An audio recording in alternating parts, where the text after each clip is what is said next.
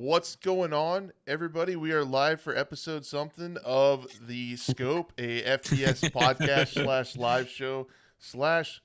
I don't know where I am. Episode 58, by the way, just saying. Thank you. That's why. You're That's why welcome. Blue's here. He's going to try to keep the wheels on this wagon as we go down the road. Buff and Blue are joining me. What's up, Buff? How you doing, man? I am good. Not as good as you, though. That's right. That's You right. look stellar. I feel good. I got some caffeine. We're good.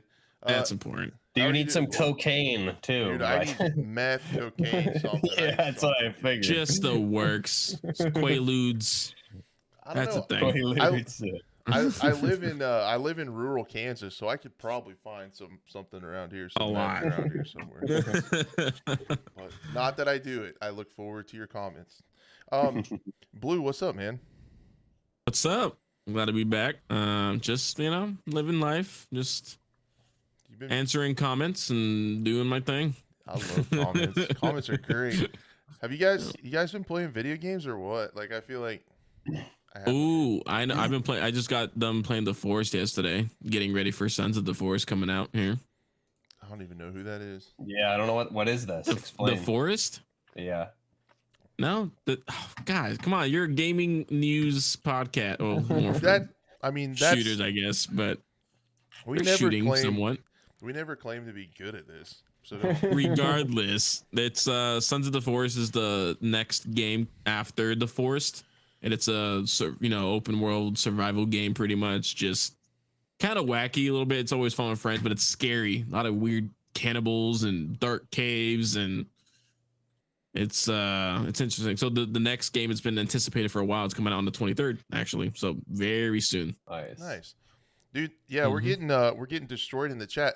Which, if you guys didn't know, if you're new to the channel, the chat is combined. We're broadcasting to a couple different channels. It's not a big deal. I mean, we're pretty technologically advanced around here, so don't even worry about it. But chats are combined on the screen. Also, we love you guys chatting it up so it stays on there. So when people watch the VODs back, they can see what everybody's saying, be a part of the show, be a part of what we're talking about. And yeah, I'm sorry. I never played The Forest. I'm a bad person. I'm a bad host. But yeah, I guess the big news for me is I'm a dad now. And, Yeah, woo! Thanks, guys. Thanks. Daddy I'll hit him crash. with the- There it is. Yeah. Oh, you need like baby crying now. Just Yeah. wah, wah, wah, Oh, wah, just wait. wah. Just wait a minute. I'll open the door and you'll get all that you want. So yeah, man, it was been a wild week, man. It's been a wild week. Wait, it was your birthday? Yeah. So yeah, I had a child on the 16th, and we were still in the hospital. We were trying to get out of the hospital on the 18th on my birthday. So he missed my birthday by Wow. Wow, that's going to be crazy. Yeah, so it was You're pretty gonna remember wild. your birthday Yeah, thanks. every year now. Yeah. I understand that I don't get a birthday anymore, which is fine because I'm old enough where I don't like them. So Yeah, you get to a certain age, it's like, you know what? Just maybe take me to Texas Roadhouse. I don't really care. yeah, just give me some food and maybe a glass or two of bourbon, and I'm pretty happy. That's it. That's all you need, man. Vostok, Auntie, thank you so much for the gift, man. Thank you for the €5, dude, and I appreciate the kind words, the congrats from the man himself behind the road Nice. to Vostok, of which we are all very much anticipating. Oh, Just yeah. before we went live, we were actually talking about your tweet with the helicopter covering the border zone with the spotlight looking down on the trees. That looks sick. so Awesome. cool. Really Looks good. good. So thanks you for being here, and thank you for the kind super chat, man. You don't got to do that. It's so cool that you're here anyway in the first place. We all love your Yeah, work. the winter in that game looks so cool. The crunch and snow, yeah, Ah, man. yeah, it's good. Detail. Also, that euro is like $5.10 US dollars, something like that. It's a little bit more. Actually, no, it's a little bit less. Shoot, hold up. I might have it backwards. Hey, I'm a dumb American and I don't know, so you can tell me whatever you want. Just go with it. Just tell me. I'll be all happy, man. I think it's like $1 is like 1.10 euros or something like that. 1.10. I don't know. But Regardless, Yeah, that's sweet. Oh, actually, it tells me it's $5.34. It tells me YouTube does. Okay, I was coming That's 20 cents off. incredible. Not bad. Holy, that's going right in the chicken nugget fund. I love it. Mm-hmm. So yeah, it's just been wild, man. So I probably have like, I'm gonna guess somewhere in the neighborhood of 2 to 4 hours of sleep in the last 48 hours. He came out. I put it on the ticker, but he was big. He was over. Over 9 pounds. Well over 9 pounds, and a big kid. And he didn't come out the traditional way, so it was a long process. Let's say, and he finally had to come out with C-section. So the wife's not feeling the greatest. So I'm kind of getting going on. I see typos in the ticker already. It's great. It's fine. It's allowed. It is completely allowed. So you It's, guys, yeah, for sure. So essentially, just get ready for a lot of this. Oh, what I was gonna say was, and then it's gonna be gone because I'm running on. Well, that's just because we're old. Yeah, I'm running on autopilot. Oh, I got it. I'm comboed over here. I'm old and tired. So I mean, it's just we got a full schedule today. Max mod for the channel. Thank you for the member support, man. I really appreciate you, dude. Thanks for modding. And you know what? We haven't seen around here in quite a while. Russian sex bots. You know why? Mad Max kicking them out. So he's good. He's keeping him out of here. So yeah, I haven't played too much. I did get to play a tiny bit of XDefiant, which will be cool to check out or talk about. Whoa, there it goes. Yeah, Strike one. already there he goes. So I might just have to maybe I'll just take a nap and like I'll just sleep here and you guys just do the show. We'll just talk. Probably be better. Yeah. Just the sleeping stream. They do that. Do you know they do that? It is weird, bro. And literally the title of the streams is "I'm only sleeping." That's literally what's the title, and it's a whole category for that, dude. People just watching you sleep. That's so weird. Watching you sleep, but then they'll put like, oh, if you donate, $100 or whatever, it's like $1,000, and it'll be like the loudest alarm in the world just to wake you up. Just some dumb stuff, dude. How could So you even? weird. How could you even? I could not, dude. Imagine, dude. I barely, like I make sure all my laptops are closed, my phone's opposite way. I don't want no cameras looking at me when I'm sleeping. Dude, I would look great with my CPAP on my nose. And a machine going in the background. All these zoomers are like, "What's that?" Yeah, sweet. You'll find out later, son. That's right. Get your big old neck on you that caves in when you sleep, and you'll find out. So, yeah, I guess we could talk about shooting video games with guns and stuff, firearms. Careful, can't. We're banned. Shut it off. They recently changed some of the policies around that. Did they really? I missed that. Yeah, they apparently. So I know like Demolition Ranch made a video on it about. It was a quick kind of snippet in his video, but it was like, they apparently talked to some of the bigger gun tubers and realized that some of the things they said were kind of stupid. Like, inserting a 30-round magazine is no longer, you can show that again. Oh, wow. That makes sense. I just want to know who approved it to begin with. Who was like, inserting a 30-round magazine, no good. 50-round drum, fine with us. Or like, what was it? What was like 30 rounds or more? So even 50 rounds would have been. Oh, really? Okay. Would be limited, or like screwing on a silencer or modifying the weapon in any way. And they thought 30 rounds was modification. So. Can you still show? No. Can you now show like putting on? You can show yourself like he put it. At least he did, and he was showcasing himself screwing on a silencer. So thank God for that, because now we got games like Vostok with weapon attachment systems, and God forbid YouTube was like, no, you can't show that. Nah, it's weapon modification. Call of Duty as a whole would have been destroyed by that. If they'd gun games in general. Yeah, any FPS done. So, but you still can't curse. Well, at least in the first, like, it was 15 seconds or something like that. Yeah. Has it been more than that? We should try that one week. Just start out, like, just before we say anything, just a giant F word and hold it for like 5 seconds. And see if it, what it does. Just right off the bat. No context, nothing. Just hit it. Oh, man.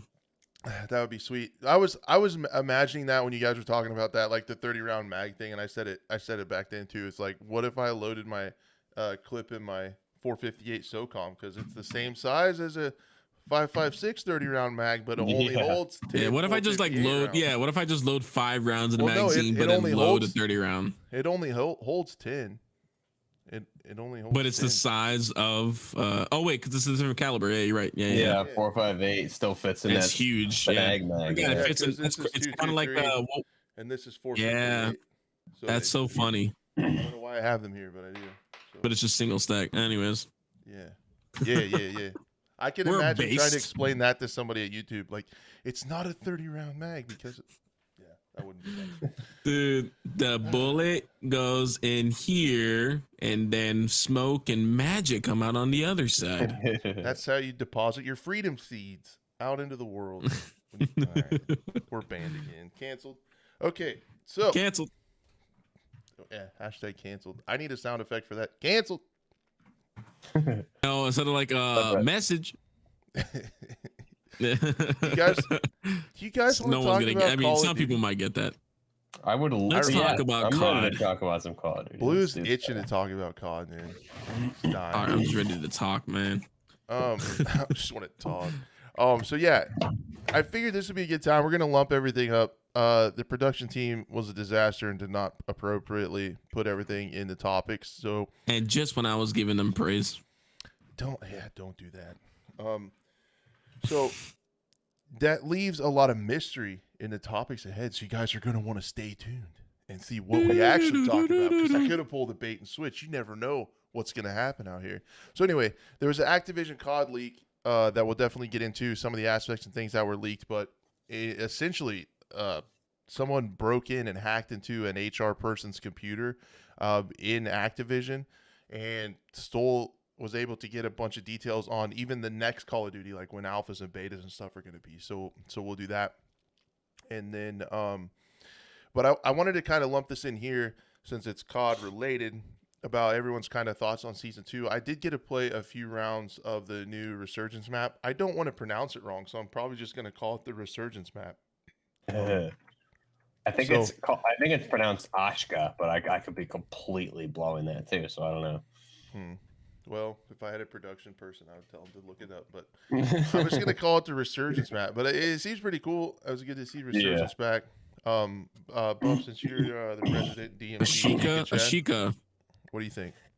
Ashika, I don't know. I've been calling it Ashka, so. but Ashika. Yeah. No, I really like it. I'll be Ashika. It is Ashika. Yeah. Is it okay? I'll be fully. Yeah. Well, I prefer my way better. So, you do you, man.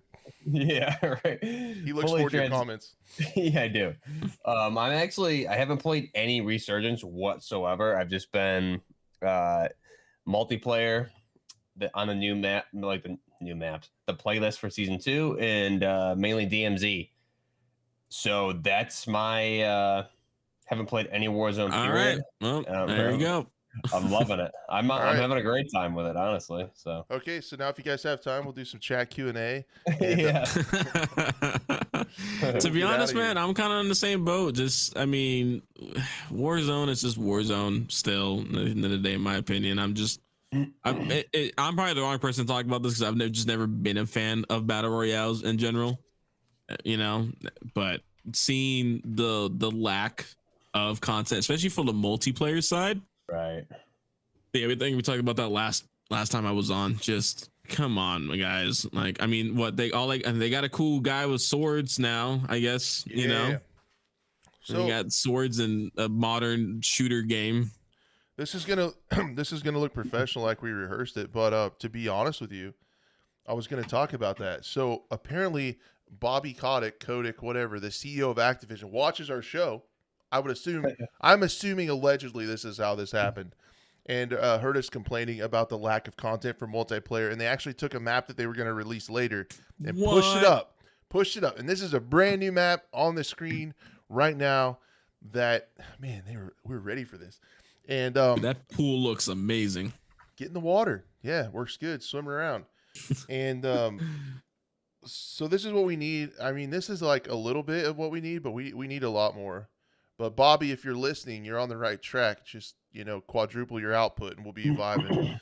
Did they say this was the mid-season or like the Reloaded, or was this season 3 that this was going to come? I forgot. I think they said this season in the Reloaded update, so they pushed it clear up. It wasn't even on the thing, and it was Charlie Intel reported that it was because of feedback from the community about how it was really. So they listened. Kind of, yeah. Kind of. Yeah. They did the best they could. Basically, they took the spigot that they used to drip feed the content, and they cranked it just a little bit more. Instead of 2 drips, instead of 1 drip, it was 2 drips. Yeah, we'll just let one more map drip out of that thing, and you guys should be happy. So, man, it's great now. Everybody loves it. So that's good. Going to get a little bit more content, but I totally get what you guys mean. I'm kind of over BRs too, especially the traditional way. But with the right group of friends, I really do enjoy Resurgence a little bit because I mean, then again, everything is better with friends, right? Well, true. I don't play very many games solo, if any, but I still enjoy playing Resurgence mode. I think it's cool. It takes a lot of the crappy part out of BRs, like the first part where you load in and drop, and like that mid game lull where the circle's still really big and you're waiting, you're not seeing anybody, and then if you die and you lose your gulag, then you sit there and you watch your teammates try to bring you back, and you're not doing anything. I'm not a fan of that at all, man. Yeah, I can't stand that really either. Yeah. And the Resurgence mode gets rid of all that stuff, and I think a lot of what does that do? So what does it do exactly? So, like, if you're in a quad, what makes it different than just playing, Call of Duty, normally multiplayer, So it does turn into a battle royale at the end. So you still kind of play. So me personally, I still play it like a BR. I'm trying to find a good position. I'm trying to read the circle, and then if your team, and it's still about survival, because if your whole team gets wiped, you're done. That's it. Yeah, but that's the cool thing is if you're playing with people, you're either all in or you're all out. There's nobody spectating watching your friends play video games while you're out. So do you just get picked up? I'm guessing, because I haven't really done too much research. I'm guessing so it's on a timer. It's on a timer. So you die, it's on a timer. If at least one person in your squad stays alive, then you get a redeploy. Every time you die, okay, I've seen that before. Then okay, yeah, every time you die, that timer gets longer, so it's kind of a little bit harder to keep them alive. And so you have incentive to stay, to not just like, oh, I went down, okay, now respawn later, kind of thing. Yeah, because then your squad's down a person, and if everybody gets taken out, then you're done. You're out of the game. You're pretty much done anyways. Yeah. So it still becomes survival for the teammates that are left to survive long enough to get you back, and It just, I don't know. It's just fun because it's either all in or all. Then in like the final 2 or 3 circles, the Resurgence shuts off, and then it's for the last few teams. It's a traditional BR where you're out. Okay. So, okay. I like it quite a bit. It makes the beginning game quite a bit more fun, but it does get like people play it a little TDM like at the beginning with the respawn mode sometimes, and it that's what it gets sweaty. That's always the biggest issue for me with battle royales is the starting off and the RNG within battle royales. So I feel like that might help with that situation. It helps with that, and it's just my biggest thing is like as a squad, you're either all in the game or you're all out and looking for another game together. Like no one's sitting there. Like PUBG is the worst, dude. There's no way to get anyone back, and this games last like 45 minutes. So if you die early, and that's what I didn't like about that's what when was Apex brought in the whole like original respawn system. And that's I was like, okay, finally now there's a little bit more reason for for people like me to kind of play. But. Yes, Buff, how's the DMZ on the new map? It's actually like really, really fun. Been played a lot. We did a stream Friday, and then I played like all day yesterday and today. I did a stream Saturday. So we did all day on and off all day yesterday and today. It plays really good because it's foggier in DMZ is what people were saying. So it's like the visibility is a bit lower. Visibility is not very great. Like as far as clarity goes, you can maybe see pretty clear. I want to say like 50 meters, and even then, it's still like you still have a lot of fog. So like thermals, things like that are good, but also it's not overpowered from my experience so far. But I think the map just plays really good. I think they nailed the layout of it. The POIs, everything like that, the buildings, the extracts. There's juggernauts on the map too that like one tap you, and the PvP's been awesome because it's a smaller map. I'm not sure if they changed up like the spawns after the first day or two or not, or maybe the amount of players that are on the map, because it seems like the first day or two I was playing it there, we were just like pushing in, and we run into one team, and then like there'd be like 3 other teams all on top of each other just fighting. So it seems like it's scaled back a little bit, or maybe we just kind of people know where they're going now. But yeah, the PvP is so fun. I'm having a blast with the DMZ map. I just call it DMZ now. I'm just like that. That's literally that, and multiplayer. I really enjoyed multiplayer level of the weapons, but DMZ, especially on that new map, is so fun. Do you foresee yourself playing mostly that map going forward, unless you have to do a quest on the others? No. I mean, we ran Al Mazrah mainly for missions and stuff, but also like to loot up. I think for right now though, I've been playing mostly that just because the PvP is so good. And it just, it's a different, you're in different types of engagements. For some, Mazrah is more open, visibility is pretty clear. So you can benefit more from like snipers, long range type meta. This map, I feel like it's kind of the same thing as what it would be like within the Resurgence Battle Royale mode, is like you can get away with more stuff. And it almost favors maybe better players in the close quarters for sure. But I still really enjoy building 21 on Al Mazrah, but it's mainly, I feel like everyone that first week wants to get their hands on the new map more than anything, right? Yeah, you're gonna find more people. Yeah. First couple of days, and then, but Justin said that you guys get more kills on Al Mazrah still. That's surprising to me. I figured it'd be more PvP on the new map.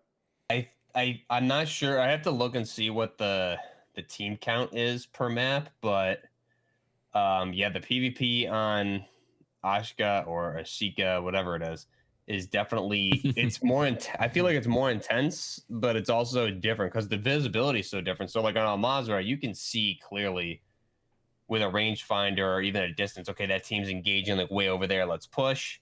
Here, like you don't have that visibility. I mean, you can, with a thermal or rangefinder, you can still see, but it's not as clear. So you're really kind of going by sound, UAV towers, things like that. So you're not as easily able to push teams, and when you do, I think the likelihood of a third party is a lot more. So I think a lot of those, it definitely it's a completely different dynamic. I think that's cool though.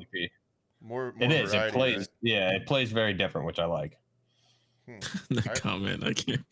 Oh, that's right. Yeah. Well, Windows XP. Ask Chica. Ask Chica Island. Yes, Chica Island. I'll give him one of these. Yeah. Oh, there it is. Nice. Nice. It made me laugh. We're all old grown-ups here. That's right. Yeah. You're never too old to have poop jokes, butt jokes. Nah, never. What's the AI like on it? Is there more? Does it feel like more overwhelming, less, or same as Al Mazrah? Different. I wouldn't say. That's a hard one. So I think right now there's a bug on Al Mazrah, unless they fixed it like yesterday or something. But it seems like the AI on Al Mazrah is like ramped up to another level right now. I know there's some bugs that they did say that they're working on with that, so that's definitely a thing. On the new map, you're mainly fighting all Shadow Company, I believe it is, at different levels. So it's the same type of thing. They vary from like no armor to heavily armored. But I feel like the AI probably a little bit more difficult in some situations because a lot of it's close quarters. You can easily kill them pretty quickly, but if you run into a spot where you're around a few of those heavy armored guys, all it takes is 2 or 3 in a room with you, and they could easily down you. I still don't know how I feel about AI, but I guess you pretty much need it in DMZ. How are the new missions? Like, so did you have 2 or all 3 insurance slots? I had 2 of my 3. So how does that right feel? Now, like, I mean, are you like wanting to do missions or?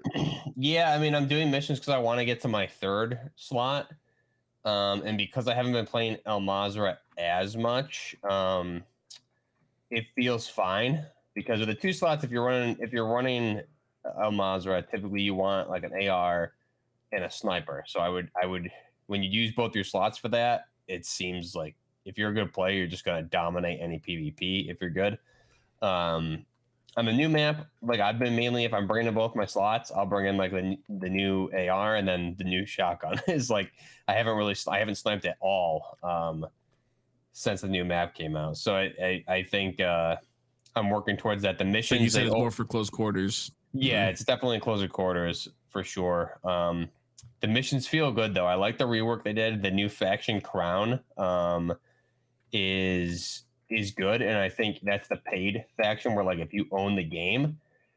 And the cool thing is that if you want your 3rd insured slot, all you need to do is complete tier 3 of crown versus completing tier 5 of one of the main 3. But it sounds easier.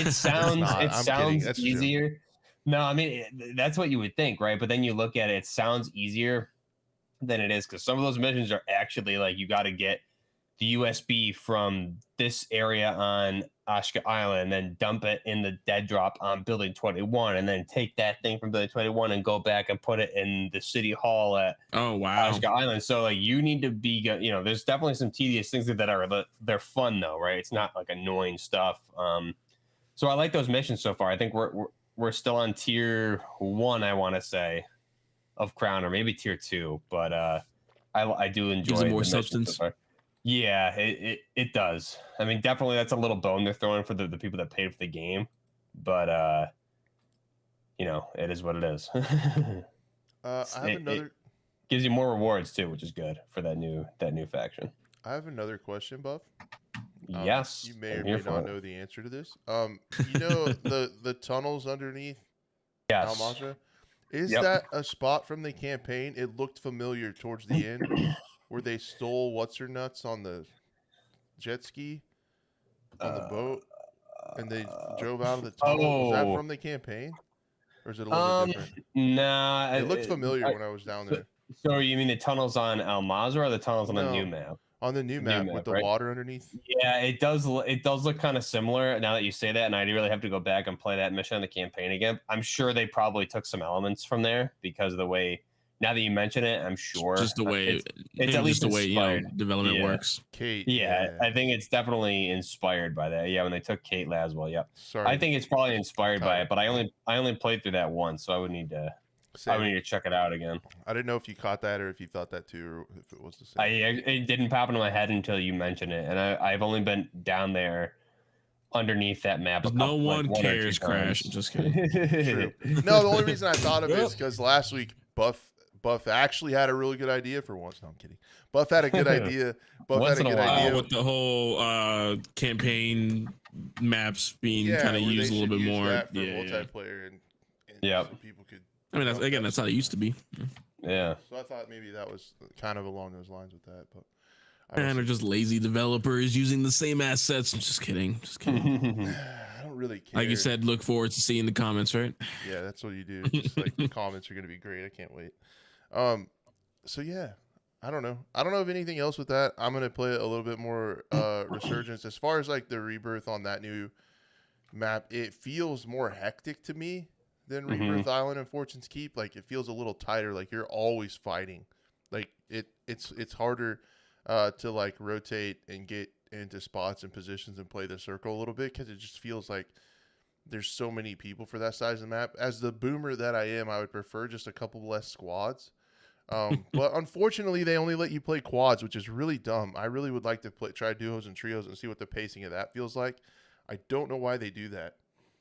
I wanted to ask, because I mean, you played it, and definitely Chad can weigh in here.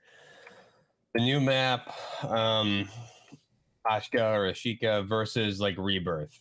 I'm curious what people think of those two maps compared, and then I guess we could even throw Fortune's Keep in there. I haven't, like I said, I haven't played the Resurgence on the new map here, but as far as like map design goes, I prefer this map over all of those. Maybe it's just because Rebirth was so played out for me, especially from Black Ops 4's Blackout when they added it. But I'm curious, what you thought, Crash, and what everyone else thought with as far as the Resurgence map goes. Ashka versus Rebirth versus Fortune's Keep. What does everyone think of that? How do those rank up, and how does the fighting feel? I think I'm having a hard time. I don't know if I could rank them yet because I have a little bit of a nostalgia problem. Looking back at the Rebirth Island, I give it probably a little bit more props just because of the fun times I had on there. Kind of when that's what I played a lot of when we were in the Battlefield drought of ending Battlefield 5 support early. I played just a lot of Rebirth and was trying to get that win total up and was doing well and having a lot of fun. So I really like the pacing and stuff at Rebirth Island, and I could just I got up to like a 30 or 35% win rate on that map with the squad. So we're getting a lot of wins, and it was fun. So I had a lot of fun. Every time I played with you, it felt like we just had like a lot of wins. Yeah, it was really good. You could play it, right? So you are a good player, huh? Crash is just holding back. Crash is pretty good. Trash can. Crash might be better than me, but Crash, you weren't afraid to use the meta. I'm stuck in my dumb ways where I have to use a tactical looking weapon even if it's garbage. Yeah. No, I was there with the latest Vanguard meta, just I was everyone. using some weird ass conglomeration of World War II. Whatever, I don't even know what I was shooting. Alternate reality World War II weapons. Yeah, it was really weird. You got the job done. So yeah, I was doing it. Everyone else is doing it, so that makes it okay. All right. Yeah.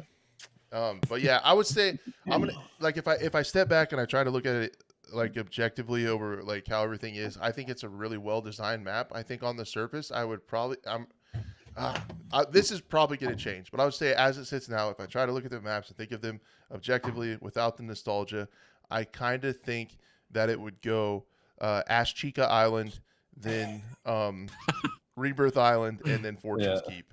I think it's how I would do it. I think that I feel like the Rebirth Island was a little bit flat, and I feel like when they went to Fortune's Keep, there was almost a little bit too much verticality. With all the castles, and then on the one side you had all those, you had those big, craters and the tunnels, and then you had the city on the other side with a bunch of skyscrapers and stuff and towers everywhere. And I feel like that the new one is like a kind of a happy medium. There's enough topography you can move around, but it's not to where you're always having to look up and down all the time. So it doesn't feel like a bunch of maps just smashed together. Yeah, it's almost more cohesive. Yeah, on the Fortune's Keep, it's almost like they just went way too hard into vertical gameplay. It was a little bit wild on that, but I think it's going to be good. I look forward to getting some more time into it. There's a lot of bugs. There's some weird things. It needs more plates. When I played it, dude, you couldn't find plates. And I think that was a known issue that they either patched or were going to patch. Okay, because that's so frustrating when you can't find plates and you just know you're gonna lose your next gunfight because you don't have plates. Like you can't, and while you're trying to find them and stuff. So hopefully they get that fixed. I want to try ranked a little bit. Yeah. I don't want to play those other modes. If you could just play ranked, search and destroy, that's probably what I would do a lot of. But where you have to play the other two COD League CDL game modes, I don't want to play those. I don't. So I don't know how that's going to go. Maybe I'll get into it just to see what it's like. I don't know. It'd be interesting if you can like queue for a match, and then as soon as you get like queued up for a match, it would tell you what the game mode is, and then if it's not S&D, back out real quick until you get. I don't know if you can do that or not, but I might have to try it. Yeah. So, anything else before we? I'm assuming you didn't have a chance to unlock or get time on the new guns, did you? Not at all. No. Busy being a dad. Yeah. So I'll just throw it out like the new guns. I think are really. I'm actually very happy with the new guns. You have the the ISO Hemlock, which is the B&T Boomerang Thummet APC 556, the Advanced Police Carbine 556. So that thing's awesome. You can convert it to the APC 300, Chamberlain 300 Blackout. Great gun, feels really good, has a slower rate of fire, and when you switch it to Blackout, it reduces the rate of fire probably around another like 50 rounds per minute. So it's a fun, really fun weapon. I've been running that like crazy. A lot of different fun builds with that. They added new attachments in with that gun, so that's good. And the new shotgun, that Vepr 12 semi-automatic. A lot of fun. Level that thing up to you get that 25 round drum, and it's just a lot of fun to like in DMZ like push strongholds with it. And then especially when you get players like rushing in at you, just like douche them to death with that shotgun. It's great. I might have to give that a go. Yeah, good guns. And then we got the mid-season, we're getting the SR25, which is going to be really good. So I like should that be good. I know you're excited for that one. Oh man, yeah, I think someone in Infinity Ward must have been watching my Modern Warfare 2019 videos for that one. They all watch our stuff. They listened to me with the SR25 and the Zenico AKs are what I wanted, and god damn it, they gave me both. So yeah, they watch my videos. They watched my videos saying the maps weren't enough. So boom. See, Bobby was like, "That guy crashed. Said we don't have enough maps. Well, show him. Give him one more. Yeah, we'll show. He thinks he's better than me. We'll show him. We're gonna make him look so stupid." Yeah. So, but anyway, I'm gonna get a little bit more time on that, and then the next thing I wanted to talk about was XDefiant. I know we've talked about that a little bit. They had a big play test. Did either one of you guys get in on the play test or check it out? No. Justin shot me over a beta invite, and I signed the NDA and everything like that, and I meant to play it, and then I just, I got onto DMZ and I didn't get off all weekend. So, well, there is a decent chance that it didn't let you play. Oh no! Really? They had an Xbox bug that they couldn't get sorted out by the time. No. By the time that was over, so that was a little bit of a bummer. So yeah, I just wanted to talk about it. Just did you get any time with it, Blue, or not make it? No. I didn't get a chance to play it. You're less than thrilled with the idea of this game, probably. I mean, they got rid of Tom Clancy. That's cool.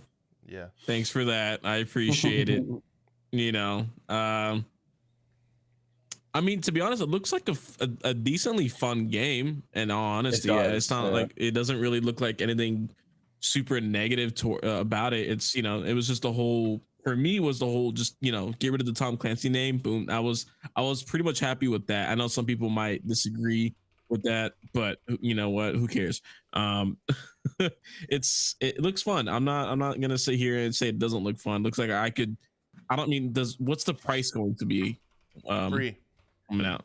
It's free. Okay, well, see, I haven't even done that much research on it. So yeah, for a free title, I say go for it. If you get the time, it's just in what state with that happening at Xbox? But is it XDefiant's fault or is it Microsoft's fault? It's probably got to be theirs. So this was their very first console test. So all their tests up into this point have been PC. This was the first one to bring in console and bring in crossplay. Because then, let's see how it launches, I think. Because games nowadays are notorious for just not working day one. So if they're already having issues with crossplay, I don't know. It's the future is uncertain for sure. Because gamers nowadays, they do not give it's hard to get second chances. Right. And that, dude, exactly where I was going with this. This is all about a second chance. And what I want to talk about is that many people shared your sentiment. I don't know if you guys can see on the trailer. Probably not. I'll try to zoom in here. Like the likes to dislikes. So there on the reveal trailer when it was Tom Clancy, there were 15,000 likes and 33,000 dislikes. So yeah, man, this game is like 100% going after second chances, right? That's what it's going to be, and that often doesn't happen. And then, so along those lines, how I wanted to go about this is like, this is perfect. Mark Rubin, who is the lead designer, he's in charge of the studio and the team making this, has been incredibly humble and transparent on Twitter. And I don't know. That's awesome. So there aren't probably most of the casual people that are just going to see this as a free to play game, check it out, probably don't follow him on Twitter, right? And so there could be a large section of players that aren't even going to get these things, but for like kind of more players, hardcore players or fans that are in the know and check this stuff out, some of the things that he said are really cool and honestly really refreshing. So I wanted to talk about some of those tweets, and then I can get your guys' take on that. And then I can talk a little bit about my experience playing it, because I did double check the NDA, and you can talk about it and talk about the play. You just can't show anything yet. So I went back and checked that out. So yeah, in the first thing, and I've seen so many FPS games with hit reg issues, and they never say anything about it. So I wanted to start out with this one where he just calls it like he sees it. He calls a spade a spade. Mark says, to further the spirit of transparency that I have promised with this game, I want to talk about the current state of hit reg. You may have noticed that you're getting killed around corners a lot. This is a known issue. We have a lot of new code going in that should significantly improve this issue. Trust me, it's one of our #1 tasks right now, but I just wanted to address it even though there won't be any changes for this test. So that's amazing transparency. I like it. People, seriously, why people need to take more direction just like that. And it turned me so the second chance worked on me, not necessarily because but that's because you're following the game, right, checking social media. The casual gamer, they're just gonna look at the first trailer and then just brush it off. You know what, I'll keep playing my Call of Duties, my whatever, again. And yeah, exactly. And so this might not be a title for me necessarily. I'm not super excited about the art style. Some of the game modes that they chose to go with, I'm not really super into. But now I'm just like rooting for it on the outside to succeed, so more people take this transparent stance, right? So, and I don't even think I got all of them, but I just try to get. Go ahead. Well, no, because like if it succeeds in that second chance, then hopefully more companies will be like, oh, so you're saying if we're transparent and we engage with the community, we can save bad titles? Exactly. Absolutely, right? Yeah, and Battlefield that would just be a win for the industry in general. Exactly, because that's what we've always wanted. It's more transparency. Battlefield's starting to do a little bit with the podcast too. So he says here, honest take. XDefiant is being made by, this is from Mark Rubin again, made by a small team inside Ubisoft, and we don't have the big money that other FPS in this space has, or the number of people and an engine that has been making that game for 20 years. Wonder what he's talking about. We won't beat them at production value, but we are here trying to make a game that is just focused on being fun. We want to make a game that loves our community and that our community loves. We want to listen and be transparent about what we are doing and what we can do. We humbly hope that you have a great time playing our game. So he's just admitting, like, Mark Rubin, dude. Yeah. He's admitting and that he's we're not responding to comments and. Yeah, he's answered a couple of my tweets too. So I'm gonna try to, in the next few days, I'm gonna try to compose the perfect tweet to tell him that he needs a bomb diffuse mode like S&D, please. And then I will probably just bring him onto the show. That's all we got to do. No kidding. Come on the program. Let's see, what else did he say? He said a lot of stuff like this. So and this is to add on, if you guys are new around the show, we've been talking about this for a little bit, because he was also very vocal about saying that his game won't have a BR. He's tired of hearing that games need BRs to succeed. This game won't have that. He also took a really good stance with skill-based matchmaking. He said there will be no skill-based matchmaking in the casual modes. That belongs in ranked, so this will have a ranked mode. He talked about and in this, how they're going to do crossplay. He said, I've noticed a few people talking about crossplay, thinking that what you are seeing in this test is how it would be live. It won't be the same. He said, live will have input-based matchmaking. Thank you.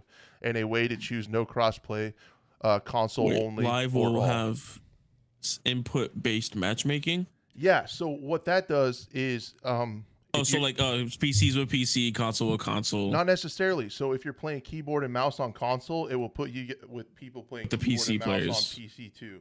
Or if someone's playing control, like a lot of Call of Duty people play controllers on PC, and so in that it would put them with the console players. And if you plug your mouse in the console, it's based on what input. if it's because like I always see that as that's a good thing, but also what if you were playing with a friend that's on Xbox and you're using your PC and he's on controller? Now you're good. So where it is more than likely, if it's like it has been on other games in the past, it will put you. There will be kind of matchmaking pools. It will put you in a cross-play match. You can still play together, but if you're all playing, it will prioritize input base first. But if you're in a mixed party, it will put you in with other mixed parties.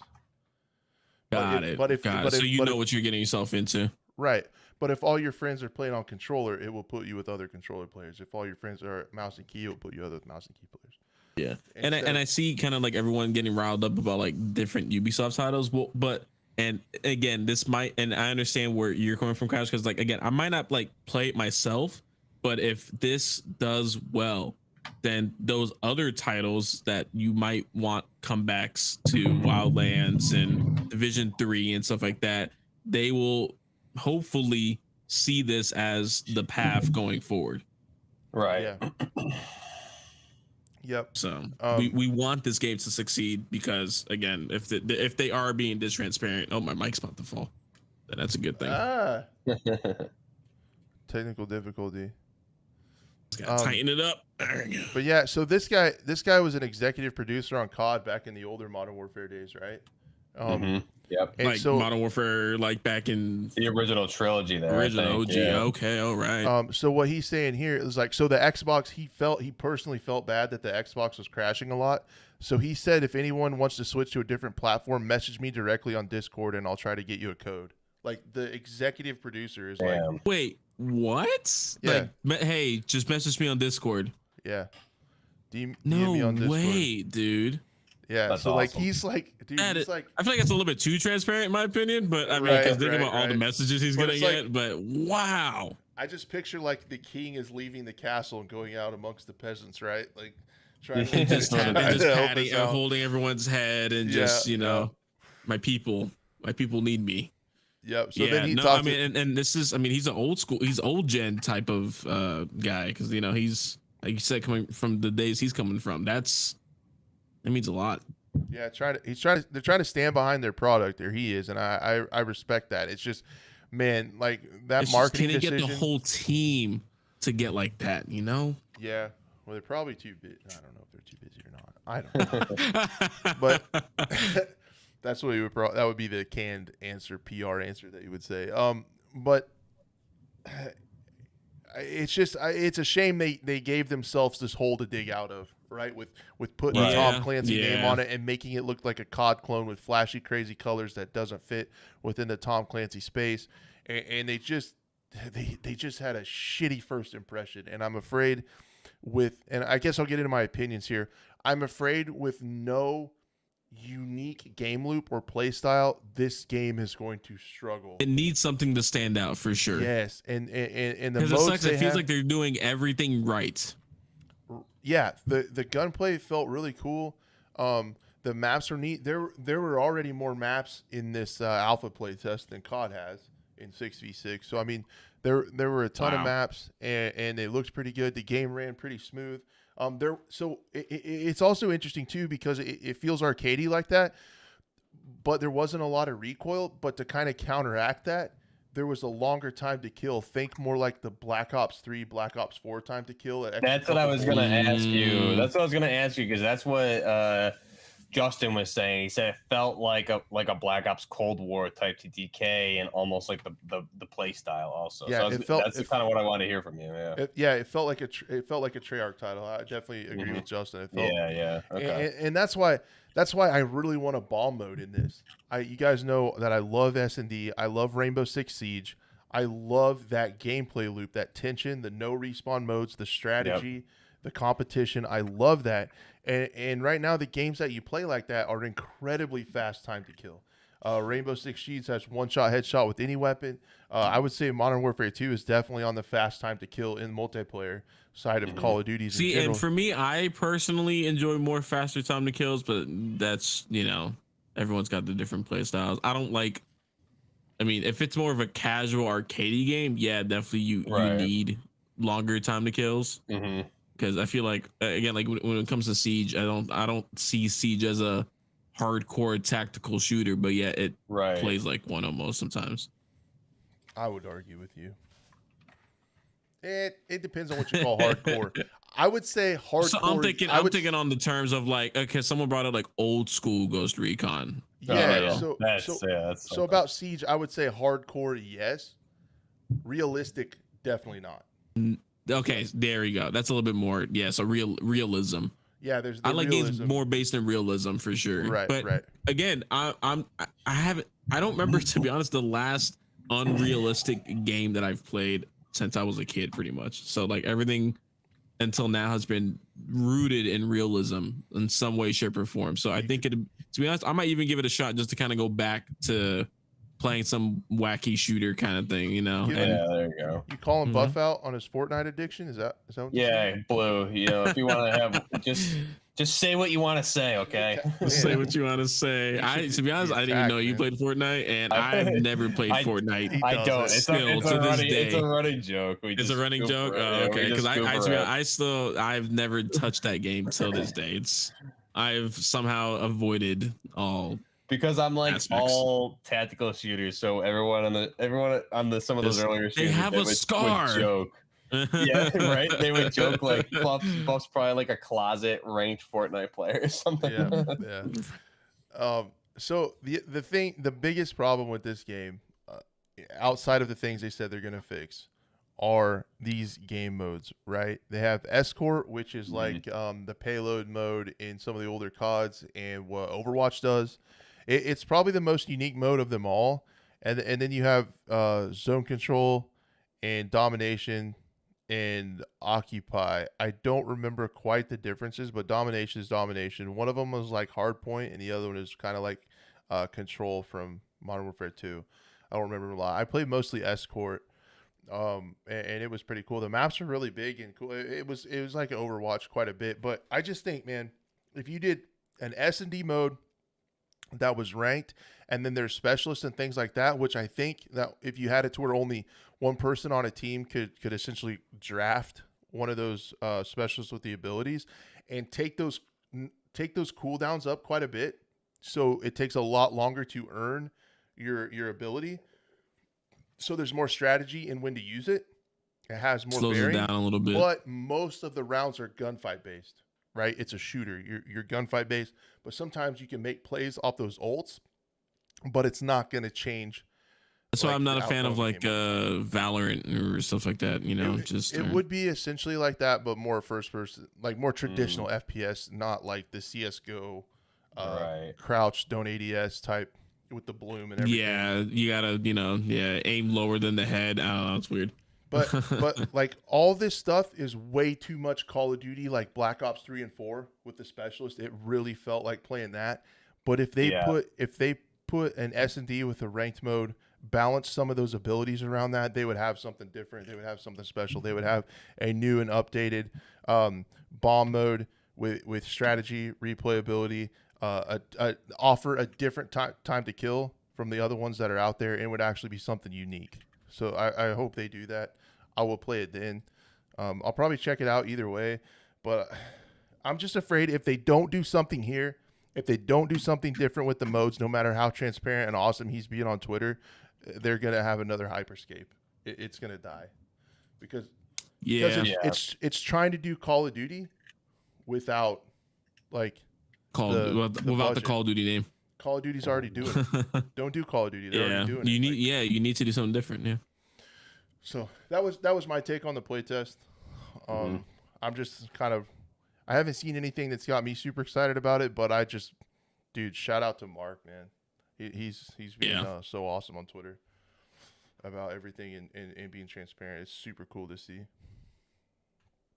So the next one was going to have probably Blue Carrots on this one. He just made a video about this game. If you guys haven't checked it out, this is something definitely worth talking about on the channel because or on the show as an FPS game. This is doing something different, unique. We always like to find these games that are trying to change things and do stuff differently in a sea of clones and copies with FPS games.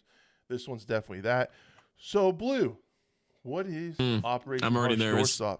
I'm already nervous, dude. This is literally it's like walking on nails, dude. Like with the community already. Well, no one watches the show, so you're fine. Just say whatever. Oh man, I actually just got me and Fried. I was in his stream, and I was like, "Hey, let's just talk." It's like, "All right, we'll talk," and we started talking about OHD because I would say there's a lot of division between the like tactical gaming niche right now. It's either it's you can't have your own opinion on YouTube anymore, so having people have their own opinion, it's either you're getting bashed in the comments or other creators are making videos bashing you. So that's it's very interesting. It's very interesting to see different people have different takes. Even like in my comment section, I just posted the video today and it's already blowing up with like comments and views and stuff like, which is great. But at the same time, I'm seeing people with some really weird takes on the game because it's even hard to call it a game. So I guess just to kind of give a little bit more backstory as well too. So like Operation Harsh Doorstop is a game developed by Drakeling Labs, and the leader, basically the owner, the founder of Drakeling Labs is BlueDrake42, the YouTuber. Has been making content for years. I've been following him. In fact, and just kind of a little bit like even more backstory, I probably wouldn't be here right now or making YouTube videos if it wasn't for him. And not because like I took inspiration from him, but I was like at 200 subs one time.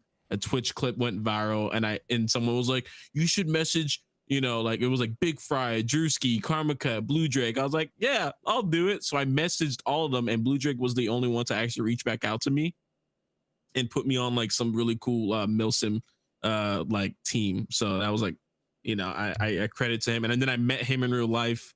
So I got a lot of like connection with him, but it's he probably doesn't even remember who I am anyways. But then the game has been in development for 4 years, I think, and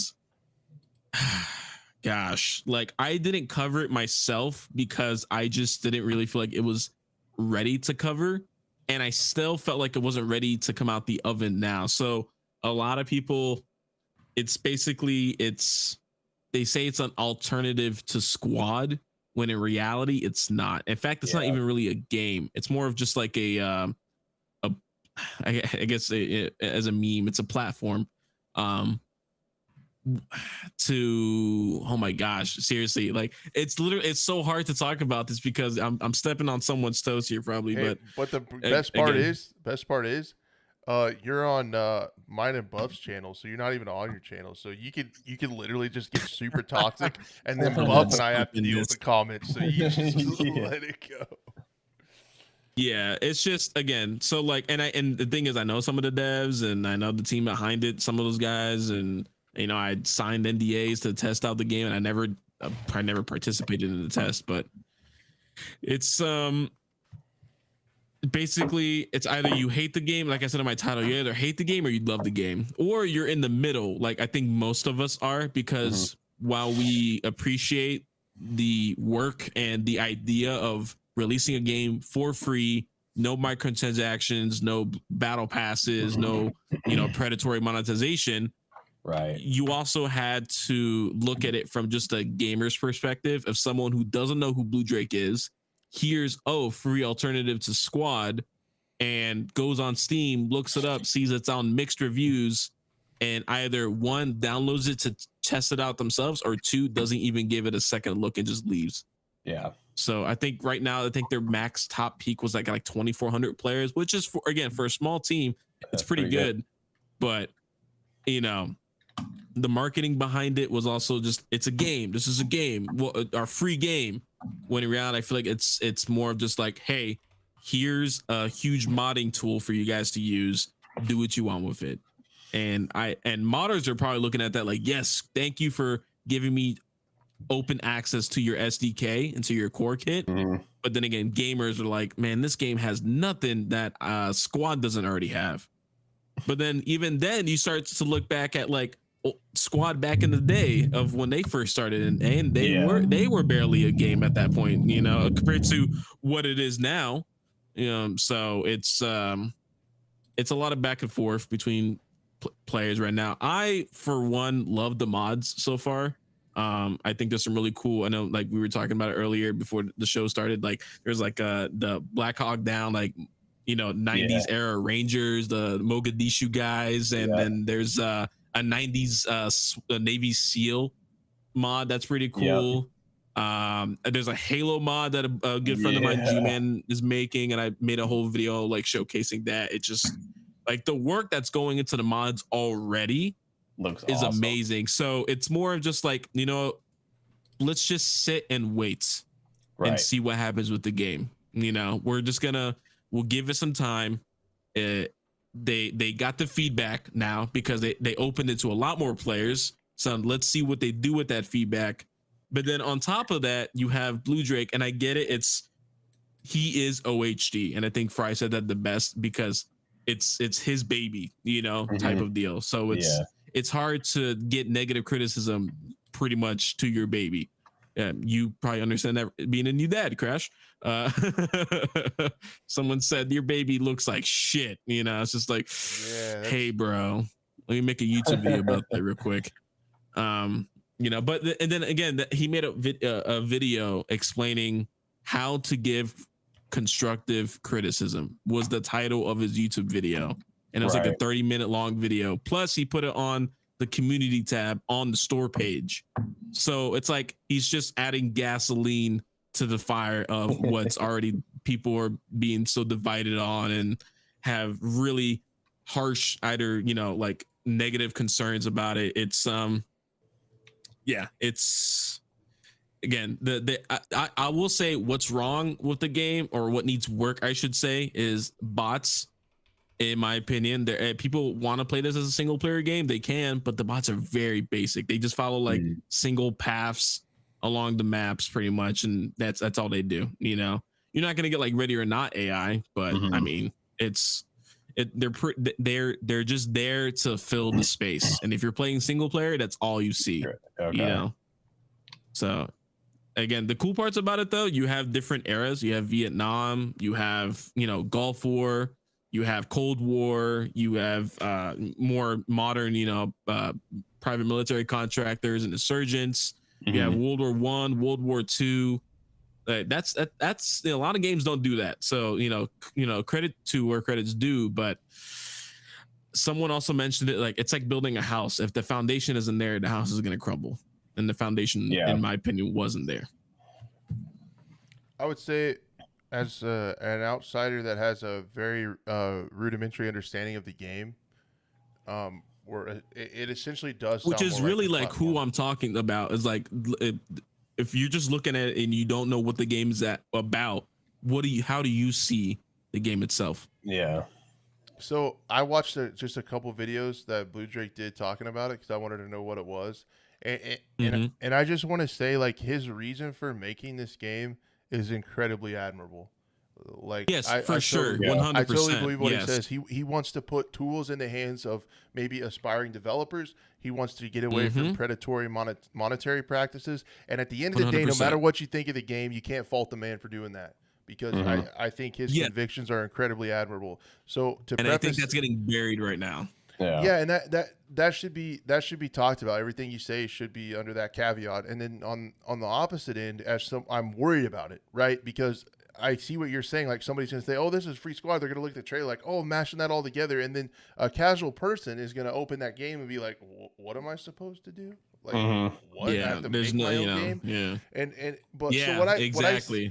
And then also you kind of find out about, he said, if you do want it, well, even the people that want to do that, maybe they want to run a server or something, or get some people to play, make their own games and play multiplayer.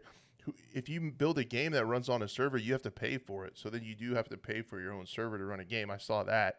And I was just like, man, I don't know if many people are going to want to do that. But what I do see is I see it having probably a pretty small community, but an incredibly passionate one. And there's going to be a few people that make some insane shit with it. Like, I can't wait to see what comes out of that for sure.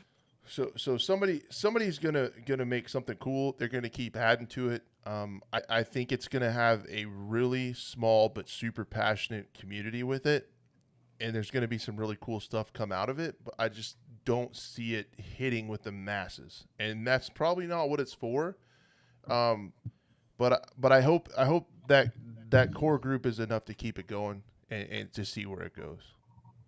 Yeah. I mean, I don't know. You got anything to say about that, Buff?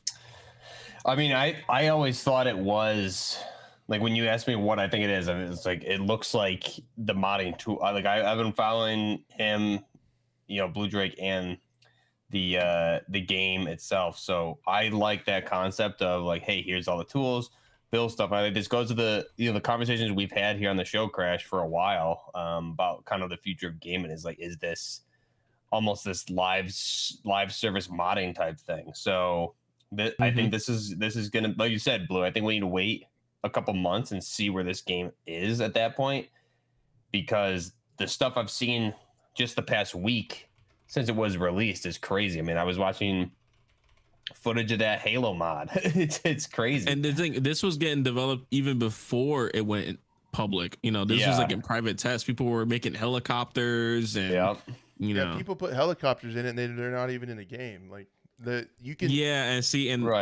that's again, that's the whole negative portion of that. It's like, yeah, it's a cool concept, but until it gets into people's hands and it's easier to just load up, maybe if you do need to load up a mod, because even now originally in order to get the mods, you needed to go to the website, download the file, make a mods folder in the game files, and it was more of a process. As to now they have the Steam Workshop where you could just press subscribe and boom, you have the mod, right? But even then, there's still issues now where you still need to drag that file that you downloaded from Steam over to your mods folder, because it's still having some issues, I guess, communicating or something with the servers and stuff like that. So there's issues with the game still. There's spawn camping is a huge thing. Hackers are a thing as well too, especially because if it's a free game, and there's no anti-cheat at all. Well, and essentially, right, like it's super open for modding. Like, you almost get like the source code, so you can do literally anything with it. So people are going to be able to make cheats for it incredibly easy. I don't know. People suck sometimes.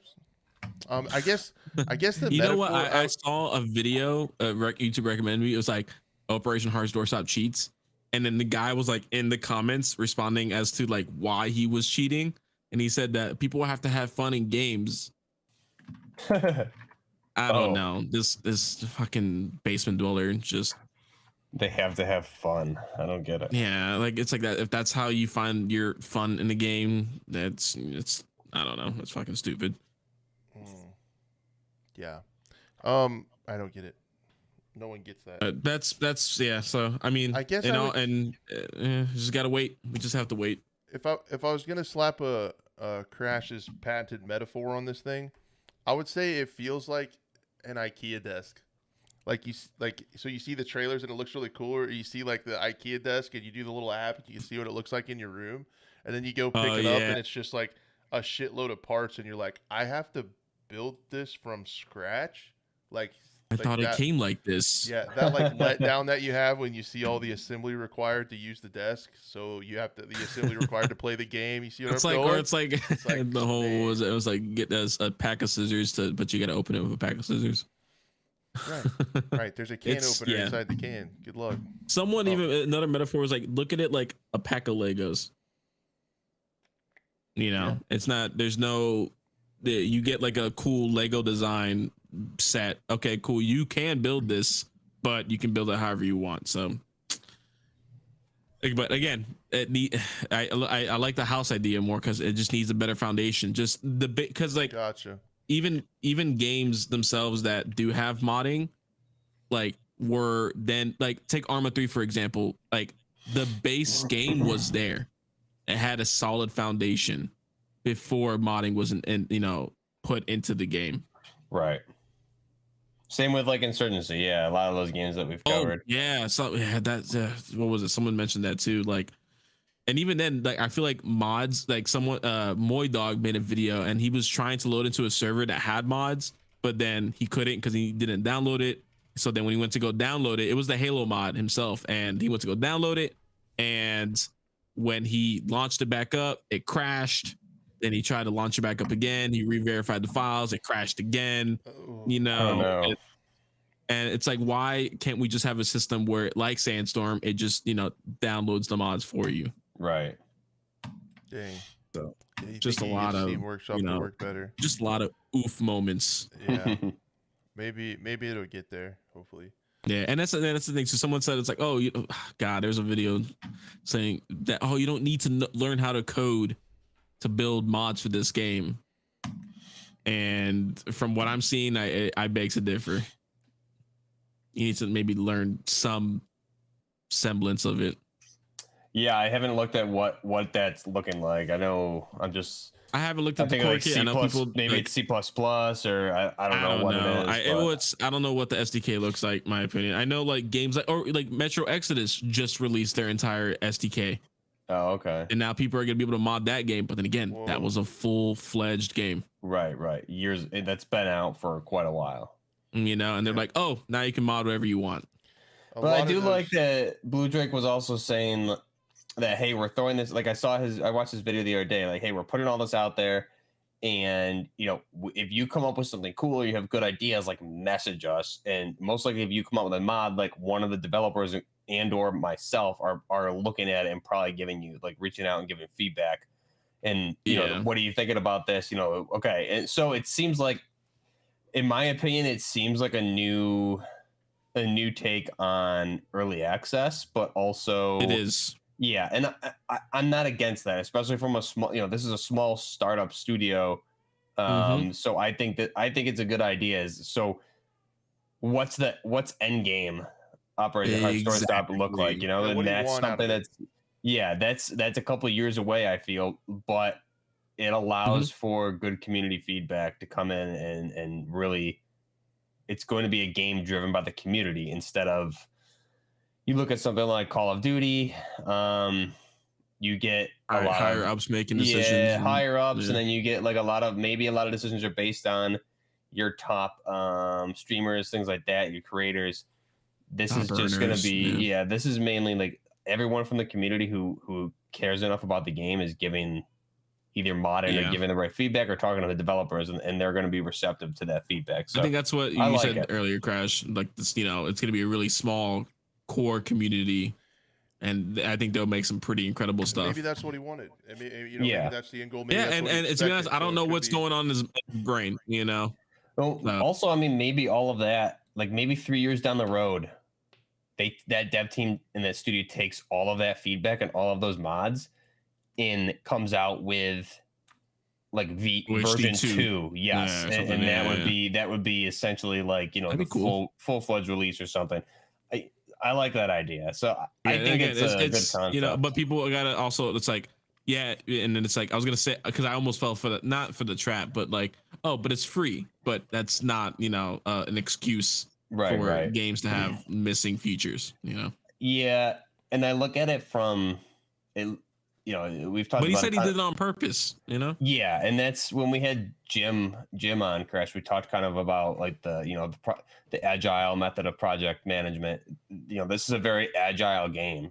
This is you try first, fail first. Let's put it out there and build and see what works, see what doesn't work. Don't be afraid to fail. They're making a lot of changes, feedback. So this is, I think, from a development perspective, game perspective, this is a step in the right direction. I wish more studios would do stuff like this, but to your point, there's definitely going to be some cons to it, and I think this is really, in my mind, one of the first projects I've had my eye on that's kind of doing it this way. So correct. I think it can definitely be refined. A year down the road, a couple months down the road, I'm sure that dev team will do retrospectives, things like that, and try and see what worked, what didn't work. What kind of control do we want to give to the community in the future, etc. So I think we'll just have to wait and see. Like you said, we'll see what it turns into. I agree. It's in its very much its infancy. It's Yeah, got a absolutely. long way to go, Mm-hmm. and it's going to be interesting to see what people come up with. I just don't see it. Like, I don't want to be the bearer of bad news. I just don't ever see it being like a mainstream big viral game, as hard as it is to get into it. And Well, and that genre is already such a niche genre, anyways. Right. I mean, yeah, games like, yeah. people watch the videos, but they don't play the games. Which we've talked about that. We've yeah. talked about that again before too. It's like, but when potentially one of those things is only something like this is only available on PC. So all of those like tactical hardcore milsim shooters you can only get on PC. And correct. What's the percentage of gamers that have PCs? You know, something like this doesn't take a lot. It's already a smaller audience, and then you're cutting it even smaller. Exactly. Yeah. So like if you had all of these milsim tactical shooters that we've talked about here, things like Direct Contact, Ready or Not, Operation Harsh Doorstop, Ground Branch, if those were all available, Tarkov, if those were all available for everybody on every platform, I think your player counts change exponentially. But I mean, and I think that's what we were. Yeah. Do you guys know anybody though that plays Armor Reforger on console? Exactly. Well, but I think there's even a big Armor, difference between also like, that and Arma 3. I feel. But even Armor Reforger, I felt like it is in the same. Isn't this similar to Armor Reforger? Like I was gonna say, yeah, it's kind of in the same umbrella. I feel like because it's. You look at Reforger now, and there's so many cool mods coming out for it right now. You know, literally remaking the game in their own vision. So I kind of feel like it's the same way, except you paid for Armor Reforger, if I believe so. Right? Did you pay for Armor Reforger? Right? Yeah. Well, it was also I never played it. And it was only Xbox when it first came. Like I still don't know if it's available on PlayStation, but I do think. I mean, I wasn't impressed with the visuals of Reforger, whereas Harsh Doorstop, I think for what it is, I think it looks really, really good. And see, and I would on certain maps I would beg to differ on that. Like some of the like that World War II castle, like the thing on the hill or something like that, like the textures on the wall. Look really bad. Do they? Okay. It's the only thing that helps I feel like is the lighting sometimes in certain situations, but it's not something that blows my mind out the water. I think Reforger looks better in certain aspects. Does it? Okay. Yeah. I'll take your word for it because I haven't played either. I just watched. Yeah, but again more playing OHD, but watching Reforger, and I've watched a lot of people play Reforger, especially now with like there's like Ranger mods now for Reforger and helicopters and actual PEC systems and all kinds of cool stuff. Yeah, Monte Casino. Yeah, it's not the oh god. And then the AI shoots you from across the map. It's very annoying. So again, but then again, like I said, like the Halo mod is cool. It sounds cool. I'm like running around. I'm hearing like Master Chief saying, "I need a weapon," just or what was the sergeant's name in Halo? Forgot his name. Why I'm forgetting his name. My brain doesn't work. Beats me. I'm a no, but he's like making jokes the entire time. It's it's funny. So, what do you say we get into some quick shots? Ready, dude. The first quick shot is what we forgot to talk about at the beginning of this show. We forgot to talk about that leak. So I was just gonna cover that really quick. Let's do it. It's trash show. So yeah, in the leaked documents from Insider Gaming, Tom Henderson actually spoke with the person who got the information. They were leaked by VX Underground, and they corroborated it. So essentially what happened is, on top of potentially some personal information of Activision employees, this breach also let us know what is coming for the entire year ahead for Call of Duty. It gives the dates. Season 3 starts on March 15th. 4 is starting on May 15th. Season 5 is July 17th. And there's going to be a Season 6 starting on September 15th. So then this kind of tells us that this game is potentially not going to... The cadence of the season maybe tells us that it is not going to be a 2-year game, like a lot of people originally thought. We're talking about Modern Warfare 2. And then it goes on to talk about mid-season reloaded updates for every season. And this all, again, guys, this all comes from a hack, a breach, security breach into Activision computers. As per operating model that we've all come to know, however, just the schedule itself wasn't enough to reveal a stack of... It was enough to reveal a stack of Call of Duty content coming in 2023. My brain's not working. But essentially, it tells everything that's coming. So we can say, I thought the big headline thing here was 7 core maps, some of which will likely contain rehashes of older maps that we're expecting. So it seems like in the entire 2023 life cycle, they have 7 core maps slated for the game. Okay, and then also, I threw it there in chat. Like March 15th seems so soon. That's literally a month after season 2. I'm like I really want to see if that's accurate, because like season 2 came out February 15th, so we're saying March 15th, so literally 1 month. So that means season 2 Reloaded would have to be March 1st. I wonder if that is the Reloaded. I wonder if the season 3 is the Reloaded. Yeah, because that would be the quickest season ever. Yeah, but I think you're right. I don't know. This might be I don't trash. know. I'm wondering also, you got to think with like leaks, how up to date is that information? But it seems to me, I would be shocked, because that means 15 days later it would be season 2 Reloaded, which is usually a pretty big deal, unless they just don't really technically drop an official Reloaded and they just like bring out that new weapon and new map. I don't know how it's gonna work. That's kind of suspicious to me. It doesn't seem right. That's sus, and I didn't notice that. I want to know, and I'm curious if Tom Henderson said anything about that, because usually, yeah, go ahead. Yeah, I was just gonna say they said they corroborated it with other sources. So, but yeah, that doesn't make sense at all. I don't. Something's up there. Usually the seasons are 2 to 3 months, right. And we're talking. This is saying that it's going to be 1 month. I mean, I'm all for it, because I want that SR-25 quicker, and I'll take the next batch of weapons. So like I'm game, but it just seems maybe they're doing that because season 2 got delayed. If that is the case, I really want to see what happens with that. Yeah, that's right, Squid. In chat, you should just look at the battle pass countdown and see where that ends up. But that does seem sus. So yeah, essentially, let's just talk about this real quick, because this is probably terrible. Man, I feel stupid. So then. The Haunting of Saba event for Halloween, then the rest of this stuff you could actually just say, like, I mean, you could just expect, because that's what it's been like for the last several games. So this, I mean, This really isn't earth shattering. 1 licensed operator every season, which means a collaboration or crossover. That's how it's been. More gunfight maps, spec ops missions, raids, and tier 1 events starting from season 3. That's to be assumed. This leak is bullshit. 1 small map arriving with season 4, which should be a similar experience to Shipment, and at least 270 per season bundles in the store. Yeah.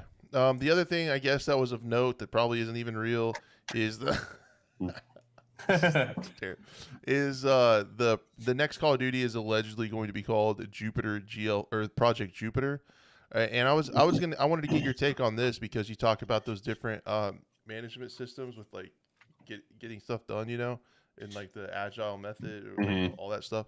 I didn't know if that's what these GL4s meant. So Jupiter GL4, it gives the dates. Jupiter Alpha, we all kind of know what an alpha is, May 26th to the 2nd of June. And Jupiter GL5, are those some kind of like sprints or like schedule windows, or do you know what the GL? It's not. Yeah, it's not ringing a bell for me right now. It's obviously probably an acronym for something that I'm not thinking of.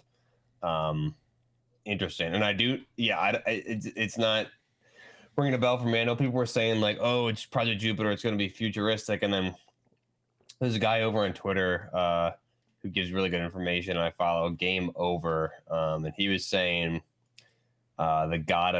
He referenced something he thinks is a code name. It's just obviously a code name that we see with all these, but referring to the god, not like the planet. People were saying, "Oh, we're going to Jupiter," blah blah blah. But that could be something there too. So obviously, it's a code name. It's not going to actually be called "We're going to Jupiter" Call of Duty. We're going to space. Yeah. So, but GL, yeah, I mean, it could be like seasons. Who knows? I feel like it's chat. No, there's something grenade launcher. Yeah, I don't know. There's something. It's an acronym for something like obvious that I feel like I'm missing right now. I'm not sure. I have to give Jacob in my chat one of these. He said, "Wait till Johnson. Wait till they get to Uranus." I mean, I'm up for a butt. There's a town like that called Uranus, by the way. There is. Yeah, there is. Yeah. I saw that on like a Comedy Central show or something. So the next quick shot was what we talk about. is the Battlefield 4 season was announced with a new specialist. Buff is going to be diving headfirst into this game. I'll be honest, man. The EA knows how to make trailers, man. EA knows how to make trailers. The trailers hard carry. God dude. damn it! It got me. I think Buff saw. I think you like tweeted or commented on like Tacti's tweet. Yeah, and I was like, God damn it! They got me back, and I like redid my EA play for the month again just to kind of get back into it. And I'll say, man, I've actually been having a lot more fun on Battlefield lately. In the Portal, I would say too. Just like I was like, one of them was like Afghanistan War Sim or something like that. But it was like, you know, decent stats, and even just the base game itself. The fact that they brought classes back, and I'm actually genuinely impressed. I'm definitely going. I am going to reinstall for sure, because I mean I can talk about it now. Like Tempor reached out to me a month or two ago and was running all the weapons that he saw coming for this season by me, and he had them mostly mapped out, and then we talked about some of them, and that RM277 is that General Dynamics bid from the Next Generation Squad weapon program. Ooh, that's cool. I like that. Lost to the SIG Spear, but they're bringing that in, and that thing's awesome. Even though, because the SIG's kind of already in there. Yeah, it's in there as the M5, which is what it's going to be called in real life anyways. But the General Dynamics one, that bullpup build, I love how that thing looks. I was always a fan of that and kind of a proponent of which to. We don't do bullpup in America. So it was a badass gun. So I'm glad they're adding it, and they got you got the shotty, some of those the APC 9s. So I'm pretty pumped. I want to jump back in. What are you looking at like that, Crash? Dude, your voices got like super roboty and like slow, like roar, and I don't. Am I good now? Am I good now? Yeah, it sounds good now. Yeah. I don't know, people in chat are. Did you guys hear that? That was maybe. I'll do it again. We don't do blow pumps in America. There you go. That was scary. It really happened in chat. I think people are saying it actually happened. That was messed up. Wow. I want to go back and watch that. That's weird. Okay. That's funny. Yeah. I have an actual in real life voice changer, by the way. Just letting you guys know. So. That's so cool. Okay, yeah. I'm gonna go it's back so funny how it happened as soon as I said that. God damn it! They're fighting I'm a robot in real life. No, my secret. But no, season 4, dude. I'm actually I'm pumped for it, man. It does look good. Thank you for the super chat. Asking 2042 support ending after season 5. I think season 5 will probably be the last one because they said there's going to be this is the last specialist. I think it's going to be similar to what they did after the Pacific update with Battlefield 5, where they dropped one more map and said see you later. I don't know. I mean, I think it's pulling off of Battlefield 5 right now. I think it's going to do that. So anyway, as far as this goes, I guess Battlefield as a whole, 2042, I would say, just to sum it up really quick, as a first-person shooter game in today's climate, it's pretty good. It plays pretty well. When you put it up against the other games, the other Battlefield games, nah, man. Nah, yeah, and that's the thing. True. We'll take anything at this point. It feels like because of just how crappy the industry is with these games. So it's just give us something good, give us something decent, and we'll play it for a few hours. Even if I get a few hours out of it, like I still haven't bought it to this day. I've only done just the EA Play Pro or EA Play Now for like the $4.99 a month just to like test it. Because I have like maybe 10 hours, less than 10 hours in the game. So just yeah, that's smart. So some of the content coming, you get the one new map, woohoo, yay! You get the new recon specialist. It looks like she has kind of like I don't know what you would call it. Like what was that exactly? It disables like electronics and being able to get spotted and stuff in a certain radius. So it's kind of like an EMP grenade from Thatcher in Rainbow Six, but it's kind of permanent within the radius of that. I'm bringing out the Rainbow Six again. Here we go. So there's going to be a quick dude. We're going to talk about Rainbow here in a minute before we call it a day. Then you had a new vehicle, the new gadget, a sticky grenade launcher, which I think is terrible. And then there's that RM68, AC9, the Super 500, and the RPT-31 new weapons. And I think that RPT is it's the RPL-20, that new Russian LMG we talked about the other week. So that's pretty sick. A lot of good. These are good guns, man. These are good guns. Doing research. The most guns they've added. The most guns they've added to the game yet. So Buff knows all the guns. Buff yeah, I do. That's what I do, man. Then you got literally no research was done. I just knew that shit off the top of my head. Just saw it. Yeah. Did you really? No, yeah, legit, yeah. Yeah. I'm serious. Gun knowledge. Weapon expert. Yeah. So yeah, then you have a couple new skins, got that, and then I like how they're saying the class system is back. Like they're still advertising that. That should have been there a lot. Yeah, I saw that. I was like, wait, wasn't that you guys already did that? And then they're gonna finish the discarded map, so they're gonna try to finish that map, and then Desert Scorpion, cool stuff in the store, which they've announced that twice. And then new vault weapons, SVD, and a Type 88 LMG coming from older games, which you won't be able to progress and get camos for, and it won't have the attachments. Okay, so it does have attachments, but you can't get any camos for it. So yeah, I'll probably talk more about that in the future, like after it releases, and I'll probably play it. I think when it comes out, a little bit 2042, but it's been announced, so I just wanted to do like a quick talk about it. But we'll check it out too. There were a couple new. There were 2 more weapons that aren't on here that are coming too. I can't exactly remember what they were. I think it might be.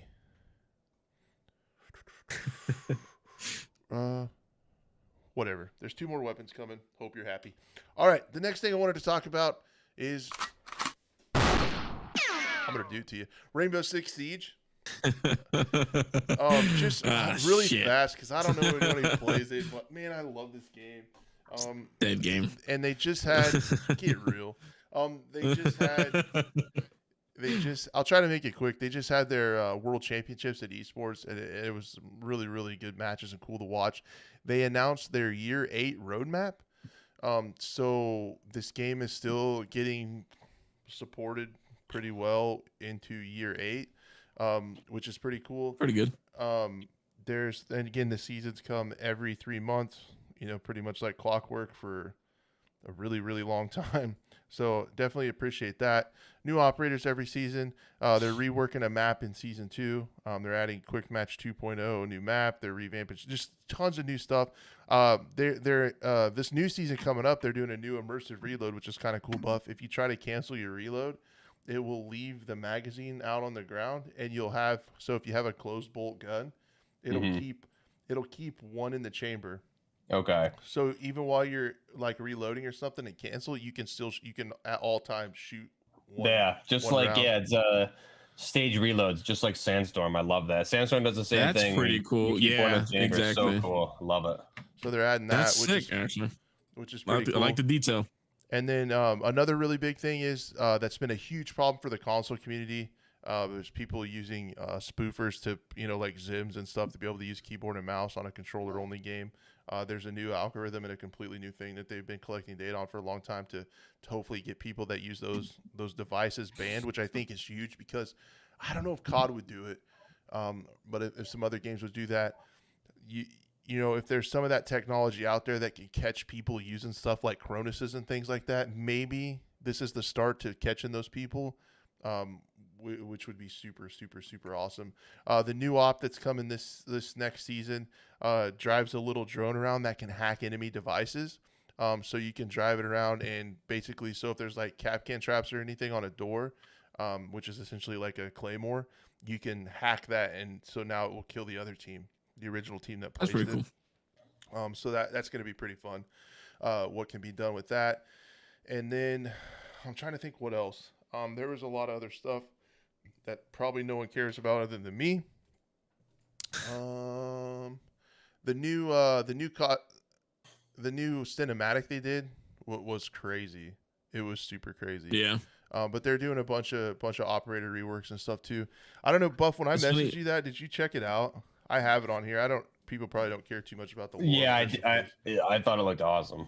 I love. It's funny the cinematic. Speaking of that, it got recommended to me again on YouTube. The original like E3 teaser release with the hostage and stuff like that. And just seeing the difference, man. What from what it originally looked like to now. And again, I would be a little bit more upset if Ready or Not wasn't a thing, but since Ready or Not is a thing now, I'm okay. Like, that's pretty much what I wanted. I get that argument. Like, the immersion in Siege is like fairly gone, right? Like there's crazy gadgets that don't exist and silly stuff. But at the same time, I think a competitive I'm not saying it's not a bad game. And like you said, the audience that shows up for those esports tournaments is insane. In fact, the degree field that I'm going into to like start teaching is esports. So I'm gonna have to start like really catching up on those tournaments, especially with Rainbow Six. I get hyped up watching these trailers, man. They're so cool. Yeah, but the cinematics. They have really good cinematics, though. They have really good. Was it just Ubisoft in general? Though, it's really good at that. Yeah, they're really cool. And then I'm trying to think of what else. You're like getting into it. I know. I'm just watching it. I'm just watching this. And supposed to be dogging I'm watching it too. It's actually pretty cool looking. I'll be honest. It's got me. Sweet. Let's take a break real quick and just watch. Everyone, even people watch, listening, even to the guy listening on Spotify, just go ahead, just look it up real quick. Yeah. Watch it together. Yeah. All right. If you're driving in your car, pull over. But no, anyway, the thing about it is that I say to those people, I totally get it. Like, it's completely changed the vibe, right? Like, it used to be kind of immersive tactical thing. I think a game that's going on 8 years without some of these farther out gadgets that really change the meta would be incredibly stale. I think they because then who knows, like, for games like Ready or Not, where is it going to be? And I don't know if I can see this game really garnering a bigger audience in 8 years. In fact, maybe not even 5. Yeah, it's probably. I mean, it has probably peaked, but it is still one of those games that has way more people than played it at launch. Like it's grown overall, and it's kind of dropped from where it was in 2020, and kind of plateaued now. I think that's just because the learning curve at this point is stupid. Like, it's so complicated to learn. But I think the people that are in it this far are probably going to play it as long as they keep supporting it. But in the long run, Again, I tried getting into it like 3 years ago, and I was already like, oh, it's just intimidating. I'm good. Never mind. Yep. For the people that say they're saddened that it kind of went, kind of more sci-fi with some of the gadgets and things, I get it, but I just don't think they had a choice to keep people that enjoy the competitive aspect of it enjoying the game, because it would have got really, really, really stale. So, yeah, I'll shut up about it. You're welcome. We're talking about Siege. The next quick shot is something that I don't know a lot about other than what's on Twitter. So I really shouldn't be talking about it, but I'm going to anyway because it's never stopped me before. I wanted to talk a little bit about the Tarkov RMT bans that are getting out of hand. And I know I told you guys last week we were going to have Art on here. He had some stuff come up last minute, wasn't going to make it. He was part of some of the controversy last week about people using LUTs to make the game look better, getting banned. But what they've actually done now is they're starting to ban actual streamers. So there's a thing that they do in a lot of streams. A lot of content creators will do what's called viewer kits.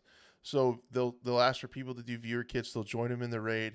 The people will spawn in, give them the kit, and then run off and die. But it's just like people can make like silly guns and stuff and make the streamer, try to go through a raid with whatever kit. So they're actually banning those people now for getting boosted and calling it RMT. So they're banning a lot of content creators. They're kicking them out of their content creator programs, a lot of larger ones. And then people are getting banned. They have new anti-cheat measures that set that off to where people are dropping stuff for their friends. Like, it's just part of Tarkov, right? Like, hey, I found this. Do you need it for a raid? And people who are doing that quite a bit are bringing somebody in something that they need for their hideout for their friend, and they're just getting banned. And people don't know exactly what the parameters are about how much stuff you can transfer because they're trying to stamp out RMTs, real money transactions. That's people. Man. So if you go on eBay, you can actually find people selling Tarkov items. Like, if you need something for your hideout, you need something super crazy, you can buy it on there. Those people will get into a raid with you and drop you the item. So they're trying to stamp out real money transactions. I would argue, of all the people that I've talked with about Tarkov and where it's at and why they're not playing it, I have never heard anyone say it's because of RMTs. And they're going so hard with this RMT like approach to try to knock it out, that they're harming innocent people. And I think false bans are way worse than having those people still out there playing. False ban is worse than getting killed by a hacker. Yeah, I agree. You can't have it. Like you just it's not. Especially if you're someone who's like supported the game. Like I know a buddy of mine actually did that, where he supported the game enough where he bought me a copy back in 2016, whenever he bought other friends. I mean, he literally spent hundreds of dollars just buying copies for his friends and being such an avid supporter, and then he got falsely banned and had to go through a huge back and forth of BSG support, and to the point where at the end of it, it just left a sour taste in his mouth that he's like, you know what? Anyone who talks about this game, I'm recommending they don't play it. Yeah, they've alienated a lot of people. They've had a lot of people. They kicked a bunch of people out of their Sherpa program. They're changing that. There's one creator I know, that friendly guy. He has incredible content where he goes through entire wipes without shooting a weapon. He just VoIPs people, have them help him out, and he drops them like bitcoins and stuff for helping him out. So imagine now, he's screwed. He won't be able to do that. His account's gonna get banned, so he won't be able to do that play style anymore. You know what? I've noticed that with BSG a lot. They want you to play the game how they want you to play. And that goes back to like, there's so many cheaters.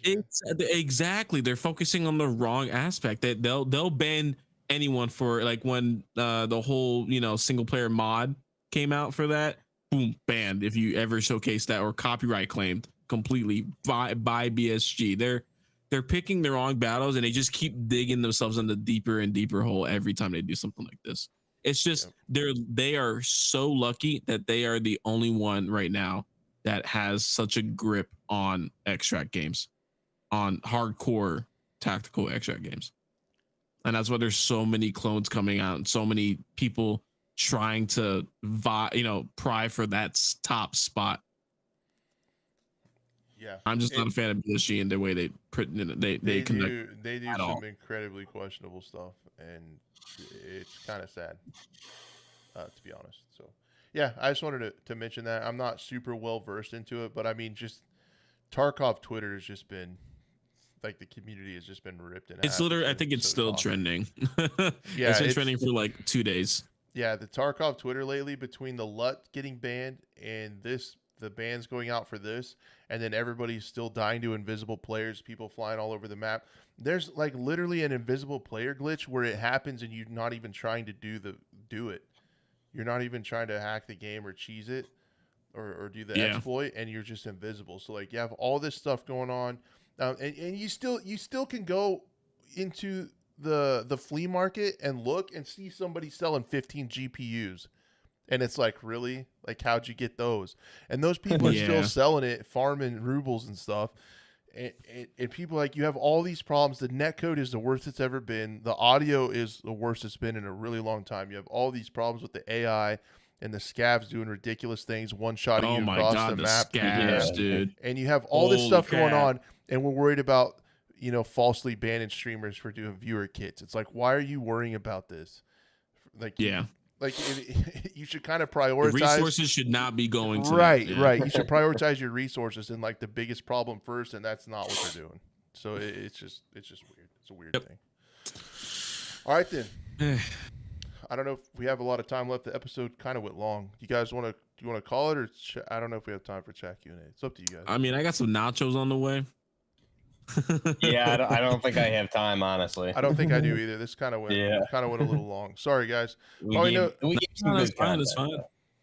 no chat Q&A today. I don't want to get into the 2-hour mark and respect everybody's time. I had a lot of fun, man. That was some good shit. I enjoyed taling about it. I hope I didn't say anything stupid, because I don't really remember it. No. What we talked about. That was good stuff. It's a great show. Yeah. A lot of fun. We won't mention that one thing. I'll read it in the comments. But yeah, guys, thank you guys, everyone, for being here at my channel, Buff's channel, Twitch, Twitter, wherever you are. Thank you so much. Check out Blue's content. We appreciate him for joining. His link to his YouTube channel is in anywhere. We have a description. Just BlueTheRobot everywhere. Yeah. And I'm jealous you can get your tag everywhere you want. Bro, can I just say something real quick? My Uber Eats driver said, "Good evening. Heading your way. Smells delicious." With like a really, this motherfucker better not buy my food. Sir, where are half my nachos? Good sir. Yeah. They tasted delicious too. This guy. Anyways, you'll really know when he hands you the bag and it's like, this is a little light, dude. Like, what's going on? There better be some tamper tape on this. Yeah, right. Yeah, the warranty seal. But anyway, guys, thank you so much for being here. If you guys do want to support the podcast, you can listen to it on other platforms, as well as we don't ask you for any money or anything. Just be a friend, tell a friend, share it around, and hopefully we can continue to grow and continue to hang out with you guys on Mondays, because I do enjoy it a lot. I love talking to these guys and talking to you guys in chat as well. So we will hopefully, all goes well, see you next week. And until then, bye, guys. Bye.